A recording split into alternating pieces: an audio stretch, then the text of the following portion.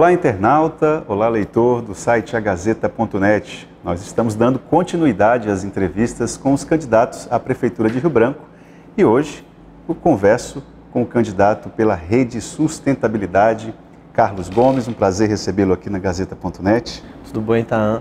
Mais uma vez, gratidão à Gazeta.net por possibilitar esse espaço para que a rede possa falar das nossas propostas, dos problemas da nossa cidade, mas sobretudo daquilo que nos motivou a ter uma candidatura, Itaã. Acho que o mais importante de tudo é abrir o espaço para reforçar a democracia e dar voz a todas as vozes que estão disputando essa eleição municipal. Por falar em democracia, vou começar a nossa conversa justamente falando sobre política específica, estritamente, né?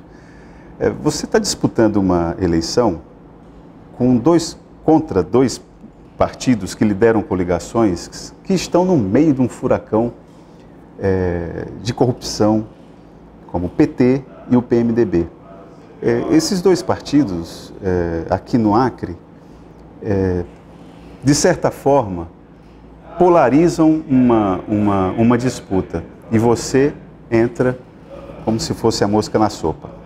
Desculpe, eu sei que a ideia de polarização é uma ideia antipática para você. Mas o que eu quero te perguntar é o seguinte: por que esse tema da corrupção não pegou na campanha aqui no Acre? Na verdade, eu acredito até que pegou, Itaã, porque essas forças que estão polarizando, elas se revezam há aproximadamente 35 anos na administração da Prefeitura de Rio Branco. Num dado momento foi o PMDB, depois o PT, PMDB, e tem se revezado. Tanto é que a campanha dessa dita polarização, dessas forças tradicionais, ela tem se pautado pelo quanto pior, melhor. Quem é o mais corrupto, quem é o mais anuente com a corrupção, de modo que o prejuízo é para você que está em casa, é para você, internauta, é para você que poderia ter uma campanha propositiva no campo das ideias, discutindo aquilo que realmente vai promover transformação para a sua vida, para a minha vida, para a vida dos nossos filhos, sobrinhos e netos, e não a lógica da política suja, do quanto pior, melhor.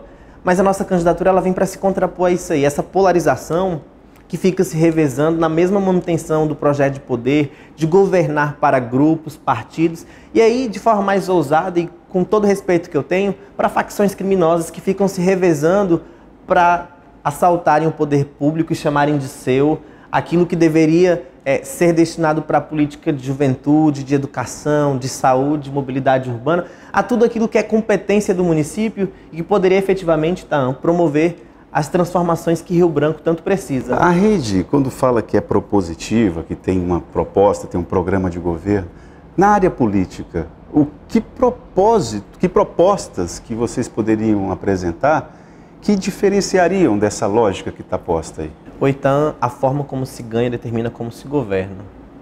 Os arranjos que se fazem para a manutenção desse projeto de poder, os arranjos que são feitos dividindo secretarias, diretorias, assessorias, para que cada grupo político possa chamar de seu e fazer talvez aquilo que tem nos levado para os prejuízos da Petrobras, da Lava Jato, recentemente com escândalo na prefeitura de combustível. Esse tipo de política já nos diferencia. A nossa política é pautada por um programa. Mas, Carlos, a Rede é um partido que no plano nacional, por exemplo, foi contra, apoia Lula? Não, você está equivocado, Itaã. E aí eu posso te falar com propriedade. Inclusive eu faço parte do Diretório Nacional, juntamente da Marina, juntamente da Heloísa e de outras pessoas. Inclusive a nossa posição majoritária foi pela admissibilidade do impedimento da presidente Dilma. A gente liberou a bancada na Câmara Federal. O Miro Teixeira e o João Derli, que são dois deputados federais, votaram pela admissibilidade e, lamentavelmente, com todo o respeito que eu tenho a esses parlamentares, mas votaram contra aquilo que foi o sentimento majoritário do partido, que foi o Molon e o Aliel Machado. Esses dois votaram contrários. E aí no Senado, a posição, inclusive, foi reafirmada depois que o senador Randolfo votou, porque como o partido liberou a bancada na Câmara, liberou também no Senado. E a posição do senador Randolfo foi isolada, não representou o conjunto do partido, porque sobram crimes para o impedimento não só da presidente Dilma, mas também do vice-presidente Michel Temer. E a gente tem de ter uma outra leitura disso tudo, então. Justiça não é vingança. E em razão dos crimes de uns, a gente não pode isentar e inocentar outras pessoas. A justiça vale tanto para o PT como para o PMDB, quanto para a rede, para todas as pessoas e todos os partidos. Então a rede ela tem mantido uma coerência e uma uma responsabilidade naquilo que tem pautado a sua construção política e a sua contribuição não só com a sociedade, mas na representação política no Congresso Nacional. Então, felizmente, a rede tem endossado a Lava Jato, tem saído na defesa do juiz Sérgio Moro, das instituições, do Ministério Público Federal, porque são essas instituições que felizmente estão passando o Brasil a limpo. E é com esses setores, com essas organizações, que a rede tem dialogado, tem endossado a sua defesa. Inclusive, recentemente agora, no Congresso Nacional, na madrugada, essas forças tradicionais aí que tentam a todo custo roubar, não só de mim, mas de você que está em casa, tentaram anistiar o crime de Caixa 2. E foi graças à intervenção da rede, do deputado Miro Teixeira, o decano da Câmara Federal, que é um deputado federal pelo Rio de Janeiro da Rede de Sustentabilidade, juntamente com a bancada do PSOL, que fizeram a obstrução e fizeram com que hoje esses criminosos não tivessem sido anistiados em razão dos seus crimes. Então, felizmente, a rede tem uma postura muito coerente, tá? E eu falo isso com muita tranquilidade, na certeza de que a gente está fazendo a nossa parte nessa caminhada por um Brasil melhor, limpo e responsável. Mudar um pouco do foco da política. Economia. De que forma o prefeito pode melhorar o ambiente econômico da cidade? O prefeito tem poucas linhas de atuação nessa área, ou não? Tem um campo de atuação muito limitado, mas se você pensa, Itan, que Rio Branco tem o pior PIB entre as capitais da região norte, que a gente sobrevive de repasses do governo federal, que a nossa economia gira em torno da administração pública municipal, estadual, federal, seja de cargos comissionados, servidores de carreira ou terceirizados. Essa política ela fracassou. A gente precisa revisar a política econômica de Rio Branco, promover a iniciativa privada, potencializar os empreendedores, incentivar o capital privado para se instalar aqui em Rio Branco. A gente precisa acabar com o monopólio de supermercados, de organizações, inclusive trazer empresas para produzir placa solar aqui na Amazônia, porque tem muita linha de crédito e financiamento internacional para financiar uma matriz limpa energética na Amazônia, e a gente, talvez, pela manutenção do projeto de poder, que ajuda na construção do Belo Monte, faz Caixa 2, não tem a sensibilidade de promover uma transição para uma economia que seja forte e que rompa com essa lógica de um município pesado, que tenta absorver todo mundo, que tem 604 cargos comissionados, que tem um gasto para a Prefeitura de Rio Branco de aproximadamente 130 milhões só com cargos comissionados. Eu não estou falando de servidores efetivos, estou falando de cargos comissionados, sem falar de terceirizados. Esse tipo de política inchada que mantém ali o assédio moral e as pessoas em torno da administração pública precisa acabar. E é preciso coragem para romper com tudo isso. 130 milhões por ano? Durante 4 anos. 130 milhões. Inclusive, a nossa proposta é de cortar aproximadamente 70% dos cargos comissionados. Isso gerará uma receita, uma economia para a Prefeitura de Rio Branco, Itan, de aproximadamente 78 milhões de reais durante 4 anos. E você daria conta de administrar sem esses apoios? O Itan, a questão não são apoios, a gente tem que fazer aquilo que é importante para o conjunto da sociedade. E aí tem uma outra lógica, enquanto os partidos e os grupos tentam governar para garantir a reeleição, a gente precisa governar para garantir um mandato que seja sustentável para a população.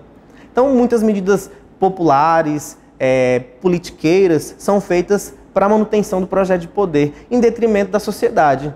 Ao longo aí desses últimos 20 anos, a Frente Popular, o PT, poderia ter feito a transição para diversificar a economia local, para potencializar as cadeias produtivas, mas, lamentavelmente, manteve uma máquina inchada em que não só o Estado, mas a Prefeitura sobrevive da administração pública nas 3 esferas. Quando você fala diversificar a produção local, o que você está falando? Potencializar a iniciativa privada, incentivar a produção agrícola com linhas de crédito, com assistência técnica, não só como retórica e como governo da sustentabilidade, mas para garantir que a gente possa pelo menos abastecer o nosso mercado local, coisa que a gente não teve a capacidade de fazer. E um exemplo disso foi a crise de desabastecimento que a gente viveu agora com a cheia do Rio Madeira em 2014. Esse tipo de política, esse tipo de prática deve mudar, então. Isso é insustentável para a administração pública. Isso demanda um tempo? Demanda, mas é preciso fazer a transição. E o atual governo, a atual prefeitura, não conseguiu fazer isso. Talvez porque é preferível ter um Estado economicamente vinculado à administração pública, em que as pessoas são assediadas e precisam manter esse status quo para sobreviver em razão da política ineficiente econômica da nossa cidade, do nosso Estado. Bom, você é estudante de economia. Sabe que em algumas situações você é excelente para produzir algumas coisas e não é para outras. Essas que você não produz, você compra de outros lugares. Sim, então. Mas a gente está na Amazônia, a Embrapa está aí. A Embrapa tem várias tecnologias, pesquisas para potencializar a produção na Amazônia. Aquilo que é deficitário para o nosso solo, a Embrapa está aí para potencializar. A gente precisa ter boa vontade, ao menos, para produzir localmente. E é isso que você não percebe na atual E é isso que não só eu, mas acho que o conjunto da sociedade, se parar para fazer uma análise da atual gestão, vai ver que a gente não conseguiu promover nada. Para finalizar, vai ter segundo turno? Vai ter segundo turno. Eu aproveito para pedir para você, vote 18 para prefeito, vote 18 para vereador. Nós estaremos fazendo um bom combate até o dia 2 de outubro e não temos dúvida de que haverá segundo turno. E no segundo turno a gente discute lá qual é o caminho que a gente vai seguir e contra quem a gente vai disputar e quais as forças que vão nos apoiar e de que forma vão nos apoiar. Mas certamente será no campo das ideias e não nessa política suja aí que coopta as pessoas e faz loteamento do poder público. Obrigado mais uma vez pela sua participação. Eu que agradeço, Tan. Bom, e assim a gente conclui a conversa de hoje com o candidato da Rede Sustentabilidade, Carlos Gomes. Até amanhã.